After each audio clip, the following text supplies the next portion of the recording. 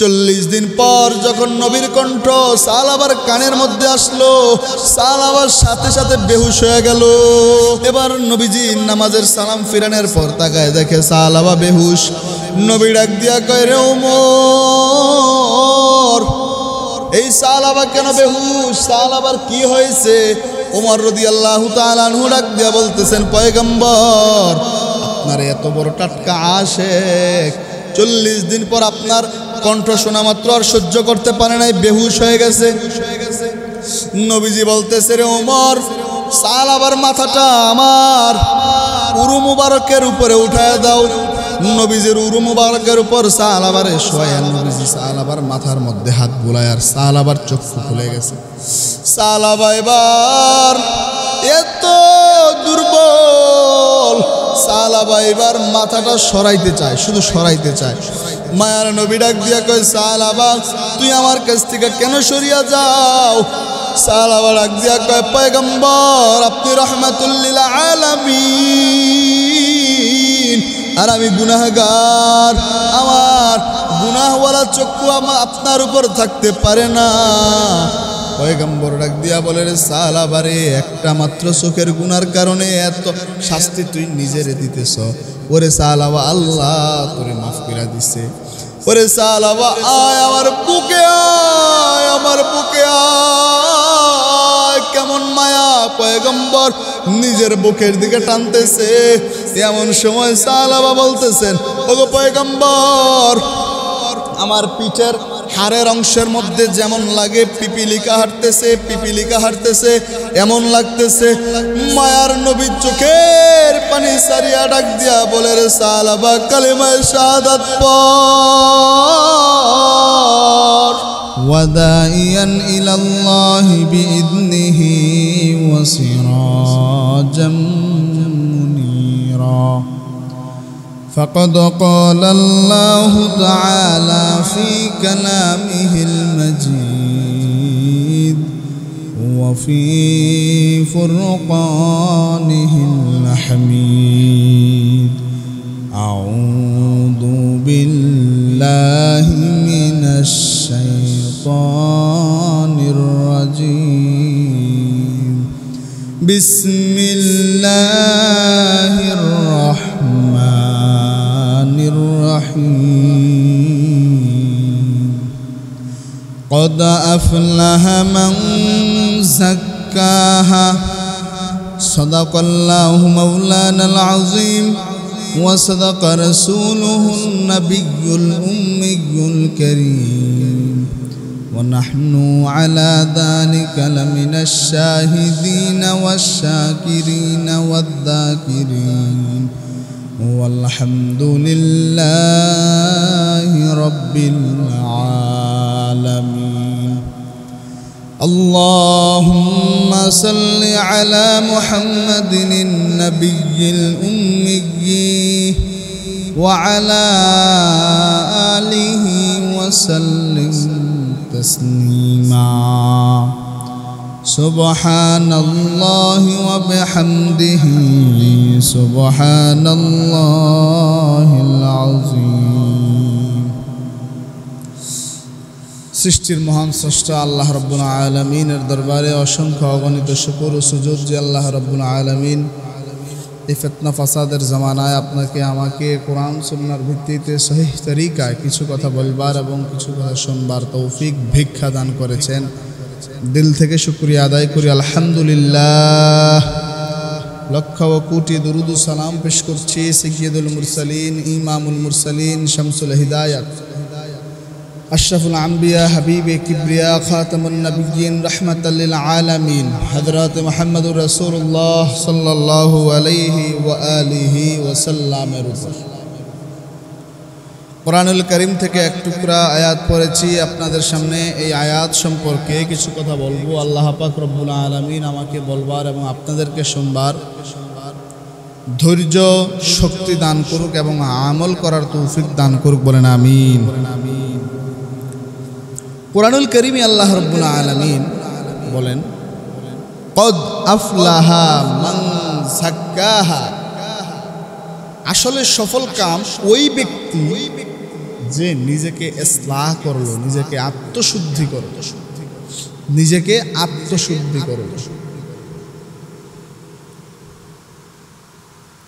আল্লাহ রাব্বুল আলামিন এভাবেই বলেন নাই, সাধারণভাবে কথাটা বলেন নাই। কথাটা বলার আগে অনেকগুলো কসম খেয়েছেন, অনেকগুলো শপথ খেয়েছেন।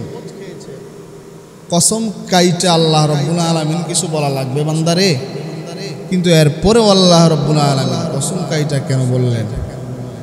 আল্লাহ রাব্বুল আলামিন জানেন বান্দারা আল্লাহর কোরআনকে সামান্য একটি বই মনে করবে, এমন একটা জমানা চলে আসবে যেই জামানার মধ্যে আল্লাহর কোরআন তারা মানবে না, আল্লাহর কোরআনের কথা তারা শুনবে না, আল্লাহর কোরআনের কথা যে বলবে তাকে তারা দেখতে পারবে না।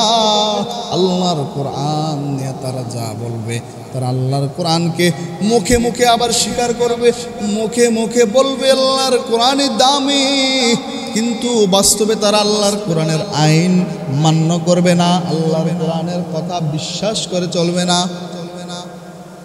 এ কারণে আল্লাহ রাব্বুল আলামিন এতগুলো শপথ কাইটা, কসম কাইটা, এরপরে আল্লাহ রাব্বুল আলামিন বলেন তোমাদের মাঝে সফল কাম ওই ব্যক্তি যে নিজেকে ইসলাহ করলো, আত্মশুদ্ধি করলো,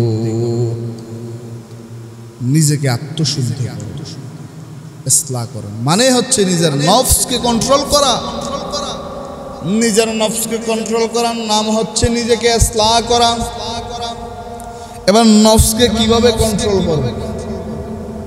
বড় বড় আল্লাহর ওলিরা কিভাবে কন্ট্রোল করতে দেখেন।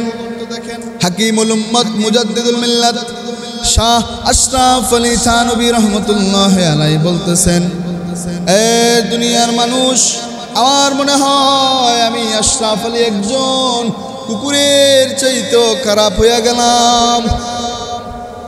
কেমন কথা বুঝা যায়?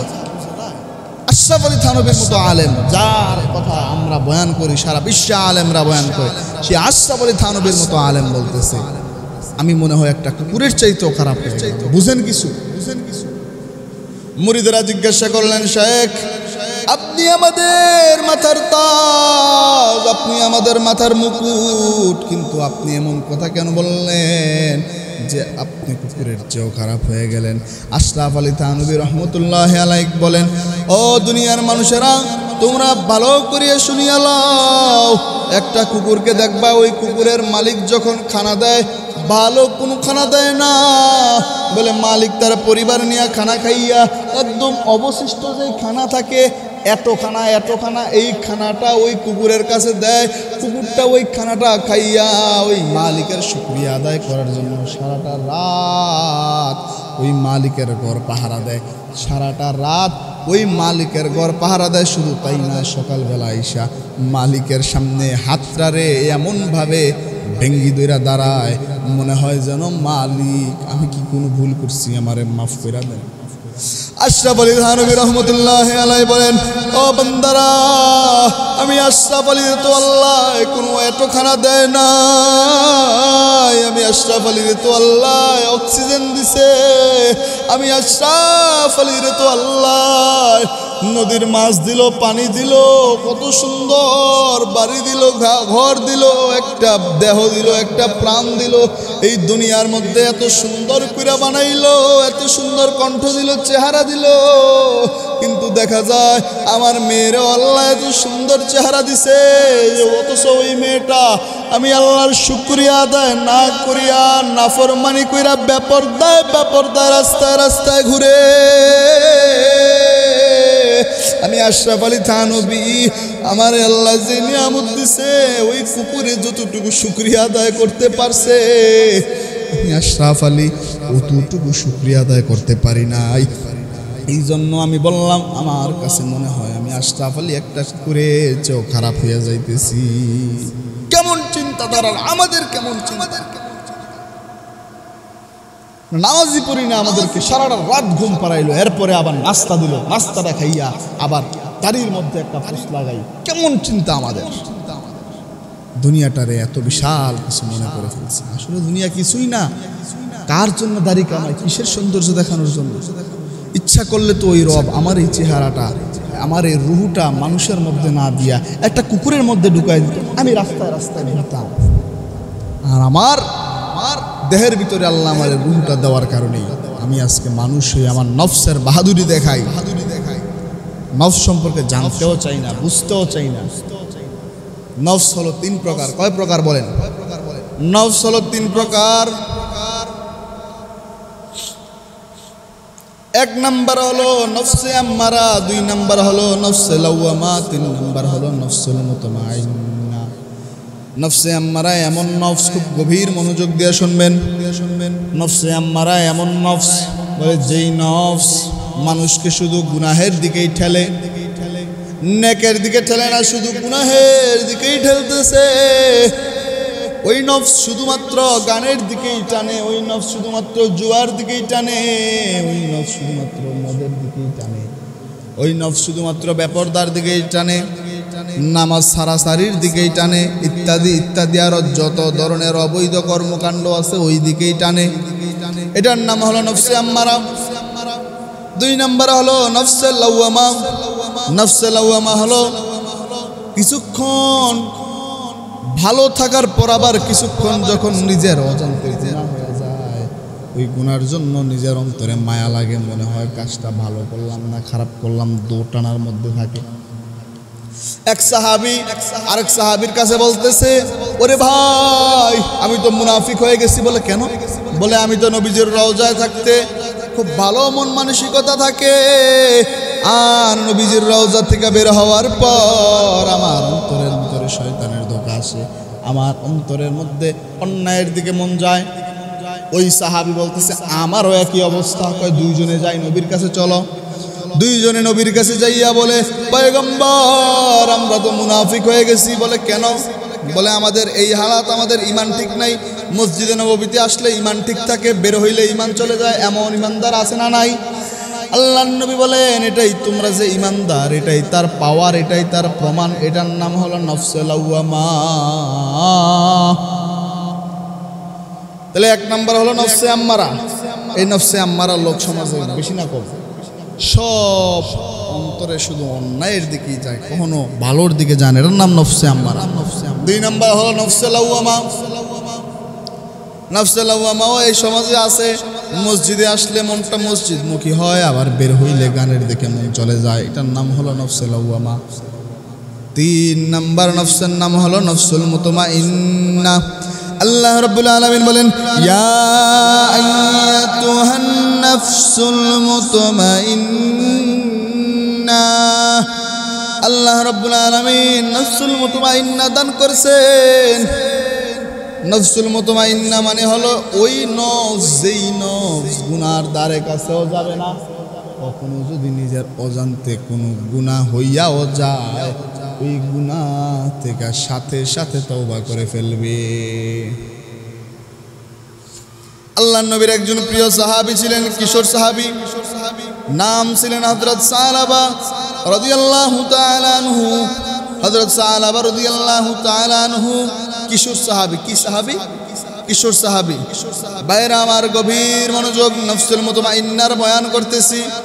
এক সাহাবীর কথা, কোনো কিচ্ছা কাহিনী না। নফসুল মুতমাইন্না কাকে বলে? এই সাহাবীর কথাটা শুনলে বুঝবেন।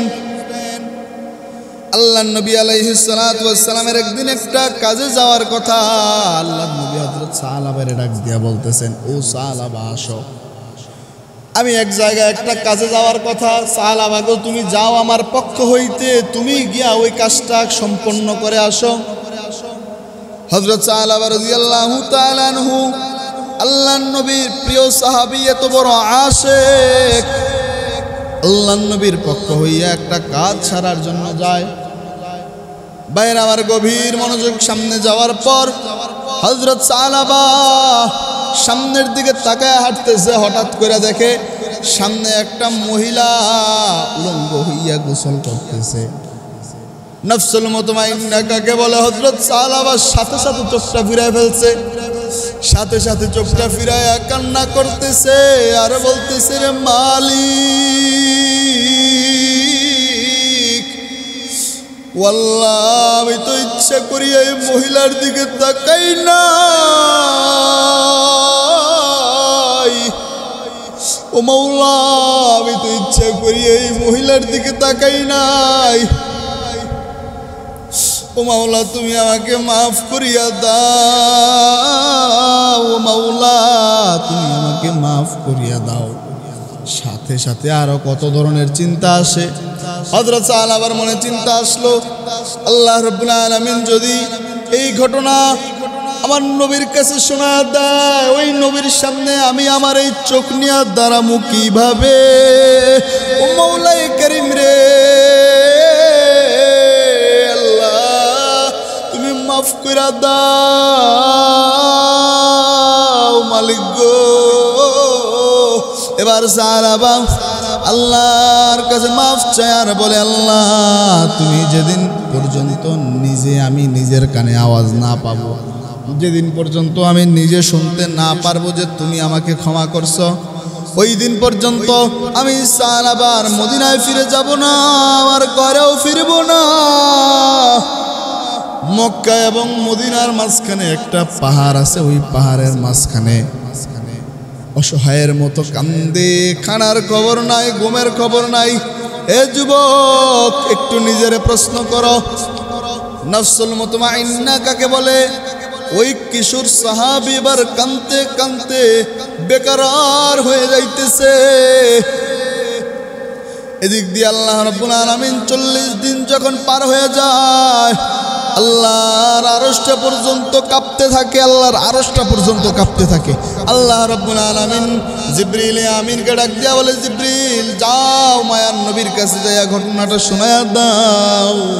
জিবরিল আমিন আসিয়া নবীরে ডাক দিয়া বলেন, পয়গম্বর আল্লাহ পাকের সালাম, ও পয়গম্বর আপনার সাহাবার কথা মনে আসেনি? মায়ার নবী ডাক দিয়া বলে, সাহাবাকে তো একটা কাজে পাঠাইছিলাম, এরপরে আর কি অবস্থা? জিবরিল আমিন সম্পূর্ণ ঘটনা নবীর সামনে। মায়ার নবী ডাক দিয়া বলে, দুইজন শক্ত সাহাবী দাঁড়ান। মায়ার নবী ডাক দিয়া বলেন, ও ওমর আপনি দাঁড়ান। আবার ডাক দিয়া বলেন, ও মুরব্বী সাহাবী সালমান ফারসি আপনিও দাঁড়ান। আপনারা দুইজন যান, জিবরিল আমিনের দেওয়া ঠিকানা বইলা দিছে, অমুক ঠিকানায় যান। সাহাবারে যেইভাবে পারেন দইরা টাইনা হেসরাইয়া মদিনায় নিয়ে আসেন। এবার হযরত ওমর রাদিয়াল্লাহু তাআলা আনহু এবং হযরত সালমান ফারসি রাদিয়াল্লাহু তাআলা আনহু দুইজন নবীর দেওয়া ঠিকানায় যায়। যাইয়া দেখে সাহাবা নাই। এক লোককে ডাক দিয়া বলতেছে, ভাই এখানে কি কোনো পাগল আসেনি? কারণ নবী বলছেন সাহাবা পাগল হয়ে গেছে। ওই লোকটা ডাক দিয়া বলতেছে, পাগলকে যদি এখন খোঁজেন পাইবেন না, এখানে লুকায় থাকেন। রাত্র যখন হবে, অন্ধকার যখন দুনিয়ার মধ্যে আসবে, দুনিয়ার আলোকে যখন অন্ধকার ঢেকে ফেলবে, তখন দেখবেন একটা পাগল দৌড়াইয়া দৌড়ায় এখানে আসিয়া শুধু আল্লাহর কাছে ক্ষমা তালাশ করবে। এবার হযরত ওমর এবং হযরত সালমান ফারসি রাদিয়াল্লাহু তাআলা আনহু একটা জায়গায় একটু লুকায় লুকায় আছে। সন্ধ্যা যখন ঘনিয়ে এলো, অন্ধকার যখন আলোকে ঢেকে ফেললো, হঠাৎ করে দেখে সাহাবার কণ্ঠ বাজতেছে আর বলতেছে, রে মালিক, ও মাওলা আমাকে মাফ করে দাও, আমাকে মাফ করে দাও। এবার হযরত ওমর আর হযরত সালমান ফারসি দুইজন দুই পাশে দিয়া যাইয়া ওই সাহাবার দুই হাতে কঠিনভাবে শক্ত করে ধরল। সাহাবা তাকায় দেখে ওমর, আরেক পাশে তাকায় দেখে সালমান। সাহাবার তো আর বুঝতে বাকি নাই, নিশ্চয়ই খবর আমার আল্লাহ নবীরে জানাই দিছে, এই জন্য নবী তাদেরকে পাঠাইছে। সাহাবা হাতে ধইরা পায়ে ধইরা কান্দে আর কয়, ভাই ওমর আমি মদিনায় যাব না, আমাকে নিও না, আমাকে নিও না। ওমর ডাক দিয়া বলতেছে, রে ও সাহাবা তোরে তো আল্লাহ মাফ করে দিছে। সাহাবা বলে, আমি বিশ্বাস করি না, কিভাবে আল্লাহ আমাকে মাফ করলো, আমি তো নিজের কানে শুনি নাই। হযরত ওমর ডাক দিয়া বলতেছে, নবীর কাছে আল্লাহ সুসংবাদ জানাইছে, তোমাকে ক্ষমা করে দিছে, এবার মদিনায় চলো। হযরত সাহাবা এমন কাঁদতেছে আর বলে না, আল্লাহ যদিও মাফ করছে, নবীর সামনে যাইয়া আমার এই নাপাক চক্ষুটা কিভাবে দেখাইব। হযরত ওমর ডাক দিয়া বলতেছে, নবীর হুকুম, নবীর আদেশ অমান্য করা যাবে না, চলো। জোর করিয়া দুইজনে ধরিয়া হযরত সাহাবাকে মদিনার পথে নিয়ে যায়। মসজিদে নববীর কাছাকাছি আসার পর এইবার হযরত সাহাবা ডাক দিয়া বলতেছেন, বাইরে আমার গভীর মনোযোগ, হযরত সাহাবা ডাক দিয়া বলতেছেন, ও ভাই ওমর, তোমাদের কথা মতো আমি মদিনায় আসছি, ঠিক আছে, মসজিদে নববীতেও ঢুকবো, কিন্তু আমার একটা শর্ত আছে, আমারে ওযু বানায়া হাত পা ভালো মতো ধোয়া বসায় রাখো, আমি এখন মসজিদে নববীতে ঢুকবো না। নবী যখন আল্লাহু আকবার বলে নামাজে দাঁড়াইবে, তখন আমি চোরের মতো নবীজির পিছনে দাঁড়ায় যাব, কারণ আমি যদি নবীজির সামনে দাঁড়াই, নবীজির সামনে আমার এই গুনাহযুক্ত চক্ষুটা কেমন করে দেখাইবো। অথচ কয়টা গুনাহ? মাত্র একটা গুনাহ। এ যুবক, একটু ভাবো, হাঁটতে বসতে চলতে ফিরতে কত চোখের গুনাহ করছি। চোখের গুনার কোনো হিসাব নাই। ওই হিসাব যদি নিতে যাই তো আমাদের দুনিয়া থেকে বিদায় হয়ে যাওয়া দরকার। এবার হযরত ওমর রাদিয়াল্লাহু তাআলা আনহু সাহাবাকে বসাইয়া রেডি করাইয়া রাখছেন, নবী নামাজে দাঁড়ায় গেছে, আল্লাহু আকবার। সাহাবা এবার দৌড়াইয়া পিছনে যাইয়া নবীর পিছনে দাঁড়াইছে। এবার আপনারা বুঝেন, যেই লোকটা নবীর এত পাগল, এত বড় আশেক, একটা চোখের গুনাহ কইরা নবীর সামনে আসতে ভয় পায়। আর আমাদের সমাজে লেডিস আর জন্ডিস সমানে বসাইয়া পায় আশেকে রাসূল। আল্লাহর কসম, এরা কোনোদিন আশেকে রাসূল না, বরং এরা হলো টাটকা বাটপার। আশেকে রাসূল কাকে বলে? এবার হযরত সাহাবা কেমন আশেকে রাসূল, নবীজির সামনে আসতেই ভয় পাইতেছে একটা গুনাহ করার কারণে। এত বড় আশেক 40 দিন যাবৎ নবীর কণ্ঠ শুনে না। অন্তরে কেমন মায়া, কেমন একটা মায়া কান্না চলতেছে। নবী যখন নবীজির ওই সুমধুর কণ্ঠে কোরআনুল কারীম তেলাওয়াত শুরু করলেন, 40 দিন পর যখন নবীর কণ্ঠ সাহাবার কানের মধ্যে আসলো, সাহাবার সাথে সাথে বেহুশ হয়ে গেল। এবার নবীজি নামাজের সালাম ফিরানোর পর তাকায় দেখে সাহাবা বেহুশ। নবী ডাক দিয়া কয়, রে ওমর, এই সাহাবা কেন বেহুশ? সাহাবার কি হয়েছে? ওমর রাদিয়াল্লাহু তাআলা আনহু ডাক দিয়া বলতেছেন, পয়গম্বর, আপনার এত বড় টাটকা আশেক 40 দিন পর আপনার কণ্ঠ শোনা মাত্র আর সহ্য করতে পারে নাই, বেহুশ হয়ে গেছে। নবীজি বলতেছে, রে ওমর, সাহাবার মাথাটা আমার উরু মুবারকের উপরে উঠায় দাও। নবীজির উরু মুবারকের উপর সাহাবারে শোয়া নবীজি সাহাবার মাথার মধ্যে হাত বুলায় আর সাহাবার চক্ষু খুলে গেছে। সাহাবা এবার এত দুর্বল, সাহাবা এবার মাথাটা সরাইতে চায়, শুধু সরাইতে চায়।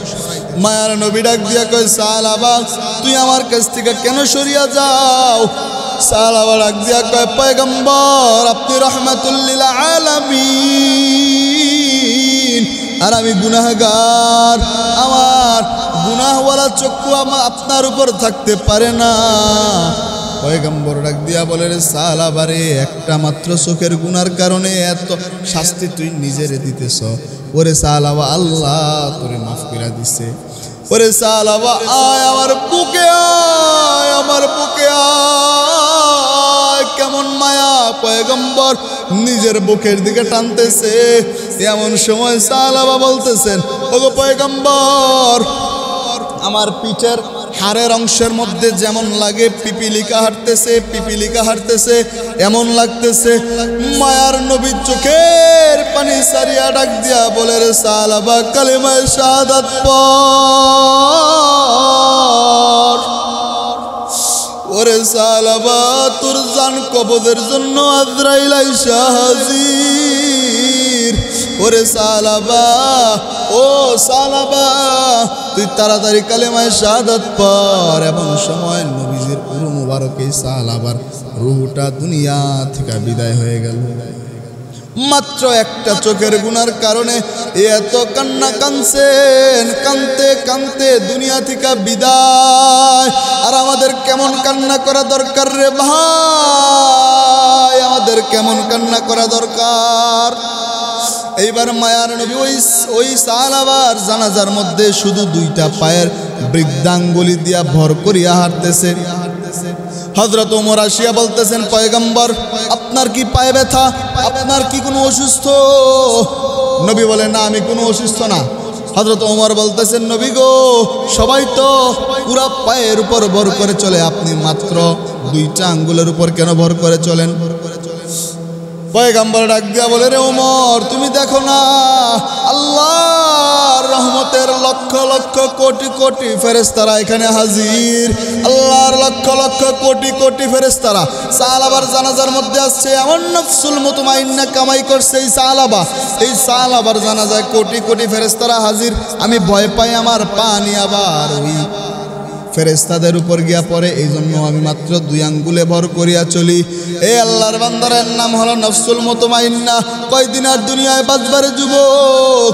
এমন কোনো দিন নাই যেদিন তোমার মতো আমার মতো যুবক মরে না, এমন কোনো দিন নাই। বাস্তব ঘটনা বলি, বাস্তব ঘটনা। আমার আপন খালুর কথা বলি, আমি মাদ্রাসায় ক্লাস করাইতেছি সকালবেলা, এমন সময় আমার মোবাইলে ফোন আসছে, বলতেছে আমার খালু নাকি অসুস্থ, একটু তাদের বাসায় যাওয়ার জন্য। মাদ্রাসার পাশেই তাদের বাসা। দৌড়ে তাদের বাসায় যায়, দেখি বাড়ি ভর্তি মানুষ আর কান্নার আওয়াজ। বলে ওই মানুষটার দুনিয়ায় নাই। জিজ্ঞাসা করলাম কি হইল, কেমনে কি? আমার খালা ডাক দিয়া বলতেছে, গতকালকে রাত্রেও সুন্দর মতো বাজার সদাই করিয়া বাড়িতে আসছে, আজকে বাবার বাড়ি যাওয়ার কথা, মানে শ্বশুর বাড়ি যাওয়ার কথা। সকালবেলা উঠিয়া শাশুড়ি ফোন দিছে আর বলতেছে কি আয়োজন করব। আর ওই মহিলাটা বাচ্চাদেরকে জামা কাপড় পরাইতেছে আর বলতেছে রেডি হও, নানার বাসায় নিয়ে যাব। রেডি করাইয়া এবার স্বামীর এগিয়ে ধাক্কা দিয়া দেখে শরীরটা শক্ত আর দুনিয়ায় নাই। ও বান্দা, সে তো একটু আগেও জানতো না সে যে দুনিয়া থেকে বিদায় হয়ে যাবে। জানলে তো আর শ্বশুর বাড়ি যাওয়ার জন্য প্রস্তুতি নিত না। ও বান্দা, কয়দিন দুনিয়ায় বাঁচবা, কয়দিন বাঁচবা? নিজের নফসকে কন্ট্রোল করো, শয়তান ধোঁকা দিবেই। শয়তানের ধোঁকা থেকে বাঁচার জন্য যে কোনো একজন হক্কানি আল্লাহর ওলির হাতে হাত দিয়া, যে কোনো একজন হক্কানি আল্লাহর ওলির হাতে হাত দিয়া জীবন গঠন করো আর আল্লাহর কাছে দোয়া করো। নিজের মরা বাবার কথা স্মরণ করো, মরা দাদার কথা স্মরণ করো। তারা তো একসময় এই জমিনে হাঁটছে, আজকে নাই। আমি আছি, একদিন আমিও থাকবো না। এই কথা অন্তরে স্মরণ করে করে সামনের দিকে আগাও। আল্লাহ আমাদের নফসকে কন্ট্রোল করার তৌফিক দিন। তাহলে নফস হলো তিন প্রকার। এক নম্বরে নফসে আম্মারা, দুই নম্বরে নফসে লাওয়ামা, তিন নম্বরে হলো নফসুল মুতমাইন্না। নফসে আম্মারা এমন নফস যেই নফস শুধু গুনার দিকেই ঝুঁকে। নফসে লাওয়ামা এমন নফস যেই নফস গুনার দিকেও ঝুঁকে আবার আমলের দিকেও ঝুঁকে। আর নফসুল মুতমাইন্না হচ্ছে এমন নফস যেই নফস গুনাহ তো করেই না, ভুলেও যদি গুনাহ হয়ে যায় তওবা করতে দেরি করে না। আল্লাহ আমাদেরকে চেষ্টা মুজাহাদা করতে করতে করতে করতে নফসুল মুতমাইন্না পর্যন্ত পাঠায় দিন, বলেন আমিন।